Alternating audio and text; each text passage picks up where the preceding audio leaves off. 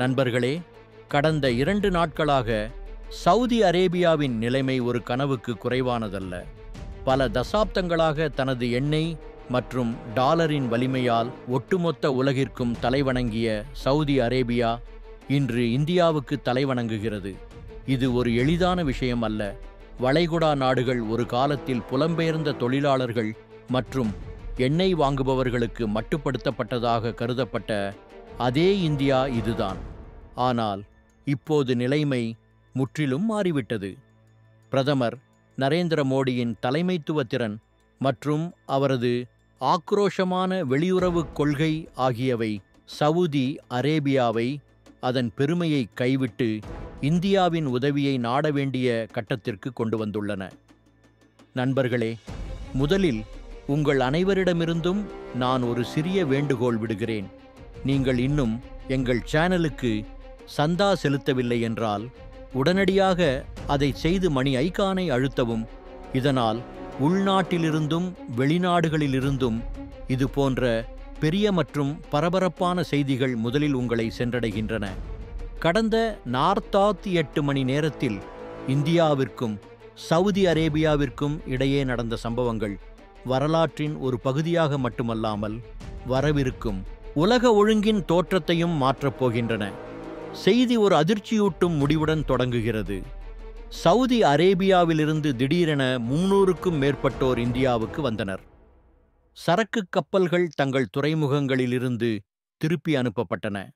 Petrochemicals முதல் இயந்திரங்கள், சமையல் எண்ணெய் மற்றும் பேரீச்சம் பழம் வரை பாரம்பரிய வர்த்தகப் பொருட்களை இந்த கப்பல்கள் எடுத்துச் சென்றன. ஆனால் இந்தியாவின் இந்த எதிர்பாராத நடவடிக்கை ரியாத்தின் முதுகெலும்பை உடைத்தது. பல தசாப்தங்களாக இந்தியா சவுதி அரேபியாவின் மிகப்பெரிய எரிசக்தி நுகர்வோராக இருந்து வருகிறது. ஆனால் இந்தியா துரோகம் செய்யப்பட்டால் அதற்கான விலையை 2 மடங்கு அல்லது 3 மடங்காக செலுத்த வேண்டும் என்று மோடி அரசு தெளிவுபடுத்தியுள்ளது. இப்போது கேள்வி எழுகிறது, இந்தியா ஏன் இவ்வளவு பெரிய நடவடிக்கையை எடுத்தது? உண்மையில் சவுதி அரேபியா அமெரிக்காவையும் பாகிஸ்தானையும் இந்தியாவின் முதுகுக்கு பின்னால் வைத்து இப்படி ஏதாவது செய்துள்ளதாக சமீபத்தில் செய்திகள் வந்தன. இந்தியாவின் மூலோபாய நலன்களை நேரடியாக பாதிக்கும் வகையில் ஒப்பந்தங்கள் செய்யப்பட்டன. அமெரிக்க அழுத்தத்தின் கீழ் சவுதி இந்தியாவின் எரிசக்தி பாதுகாப்பை சீர்குலைக்க முயன்றது மற்றும் பாகிஸ்தானுடன் இணைந்து காஷ்மீர் பிரச்சினையில் இந்தியாவுக்கு எதிராக ஒரு சூழ்நிலையை உருவாக்கத் தொடங்கியது. இது மட்டுமின்றி இந்திய புலம்பெயர்ந்த தொழிலாளர்கள் மீது விதிக்கப்பட்ட புதிய விதிகள் மற்றும் விசா கொள்கையில் மாற்றம் ஆகியவையும் இந்தியாவின் அதிருப்தியை உச்சத்திற்கு கொண்டு வந்தன. சமரசம் இல்லை என்ற கோட்பாட்டின் அடிப்படையில் தனது வெளியுறவு கொள்கையை நடத்தும் மோடி அரசாங்கம் இந்த முறை நேரடியாக பதிலடி கொடுக்க முடிவு செய்தது. இந்த பதிலடி ஒரு திரைப்பட சஸ்பென்ஸுக்கு குறைவானதல்ல. இந்தியா 300 சவுதி கப்பல்களை விண்ணில் செலுத்தியதாக செய்தி வந்தவுடன் அது நிறுத்தப்பட்டுள்ளது. இதேபோல் உலக ஊடகங்களில் நிலநடுக்கம் ஏற்பட்டது. செய்தித்தாள்கள் மற்றும் தொலைக்காட்சி சேனல்கள் தலைப்புச் செய்திகளில் இடம்பெறத் தொடங்கின. இந்தியா சவுதி அரேபியாவுக்கு திரும்பிச் செல்கிறது. வளைகுடாவில் பொருளாதார போர் மற்றும் ரியாத் சரக்குகளை புது டெல்லி தடை செய்கிறது. இந்தியாவின் இந்த நடவடிக்கை மிகவும் பெரியதாக இருந்தது. அமெரிக்கா மற்றும் ஐரோப்பாவின் பங்குச் சந்தைகள் கூட பரபரப்பில் இருந்தன. சவுதி எண்ணெய் நிறுவனங்களின் பங்குகள் கடுமையாக வீழ்ச்சியடையத் தொடங்கின. இந்தியா இனி வெறும் மென்மையான சக்தியாக மட்டும் இருக்காது என்பதை முதன்முறையாக உலகம் கண்டது. தேவைப்படும்போது கடின சக்தியை பயன்படுத்த தயங்காது. இதில் மிக முக்கியமான விஷயம் பிரதமர் மோடியின் வியூகம். அவன் கப்பலை நிறுத்த முடிவு செய்தது மட்டுமல்லாமல் சவூதியை எல்லா பக்கங்களிலிருந்தும் சுற்றி வளைக்க திட்டமிட்டது. ஒருபுறம் ஏற்கனவே இந்தியாவின் மிகப்பெரிய எரிசக்தி கூட்டாளியாக மாறியுள்ள ரஷ்யா, மறுபுறம் இந்தியாவின் நெருங்கிய இராணுவ மற்றும் தொழில்நுட்ப பங்காளியான இஸ்ரேலும், மூன்றாவதாக சூடி மீதான நம்பிக்கையை குறைப்பதன் மூலம் இந்தியாவை நோக்கி சாய்ந்து வரும் அமெரிக்காவும் உள்ளன. மூவருக்கும் இடையில் நின்ற சுடி முற்றிலும் தனிமையாகவும் பாதிக்கப்படக்கூடியவராகவும் உணர்ந்தார். எண்ணெய் மிரட்டல் சகாப்தம் முடிந்துவிட்டது. ரஷ்யா, ஈரான், ஆப்பிரிக்கா போன்ற புதிய ஆதாரங்களை இந்தியா திறந்தது. இது மட்டுமின்றி மோடி அரசு சமீபத்தில் இந்தியாவின் மூலோபாய எண்ணெய் இருப்புக்களை மிகவும் வலுப்படுத்தியுள்ளது. சவூதி எண்ணெய் இல்லாமல் இந்தியா பல மாதங்களுக்கு வசதியாக இயங்க முடியும். அது மாபெரும் சவூதி சக்தியை தகர்த்தது. பின்னர் மற்றொரு பெரிய பின்னடைவு ஏற்பட்டது. ஐக்கிய நாடுகள் சபை மற்றும் கேபிஸ் போன்ற மன்றங்களில் சவுதி அரேபியாவின் எண்ணெய் கொள்கையை இந்தியா வெளிப்படையாக சவால் செய்யத் தொடங்கியது. சவுதி அரேபியாவின் கொள்கைகள் வளரும் நாடுகளுக்கு அச்சுறுத்தல் என்று இந்தியா தெளிவாக கூறியது. இந்த வார்த்தை ஜாலங்கள் ஐக்கிய நாடுகள் சபை மற்றும் மெடி என்று கூறப்படும் சவுதி அரேபியாவின் சர்வதேச பிம்பத்தை ஆழமாக காயப்படுத்தியது. இது இந்தியாவை நிறுத்தவில்லை. கத்தார், ஓமன், ஐக்கிய அரபு எமிரேட்ஸ் போன்ற வளைகுடா நாடுகளுடன் இந்தியா புதிய ஒப்பந்தங்களில் கையெழுத்திட்டுள்ளது. இந்தியாவுக்கு வாய்ப்புகளுக்கு பஞ்சமில்லை.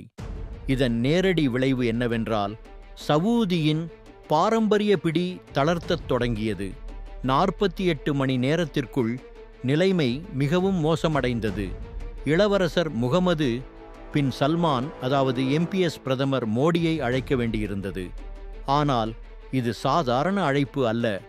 தொலைபேசியில் மோடியின் நிலைப்பாடு மிகவும் கடுமையாக இருந்தது என்று வட்டாரங்கள் தெரிவிக்கின்றன. துரோகத்தை இந்தியா சகித்துக் கொள்ளாது என்று அவர் தெளிவாக கூறினார். நம்பிக்கை உடைந்தால் விளைவுகள் ஏற்படும்.